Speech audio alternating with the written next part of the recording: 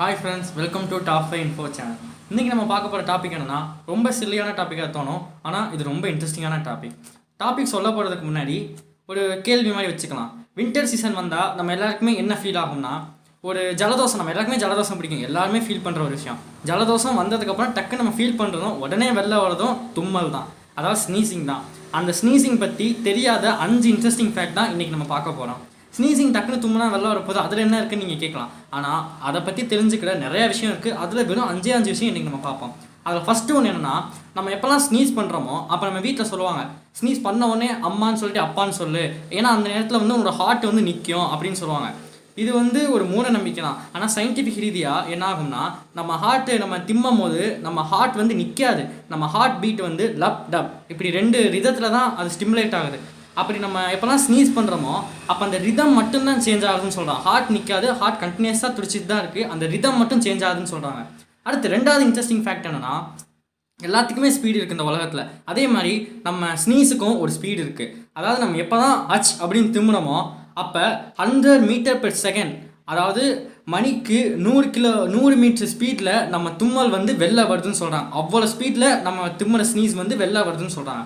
அடுத்து 3rd interesting fact என்னென்னா, எல்லாருமே ஃபீல் பண்ணியிருப்போம், நம்ம உட்காந்துருக்கும் போது தும்மலாம், வண்டியில் போகும்போது தும்முறோம், என்ன ஒவ்வொரு சமைக்கும் போது தும்முறோம், வெளில எங்கே நடக்க போகும்போது தும்முறோம். ஆனால் யாராவது தூங்கும் போது டக்குன்னு எந்திரிச்சு தூக்கத்தில் எந்திரிச்சு யாராவது தும்மியிருக்கோமா?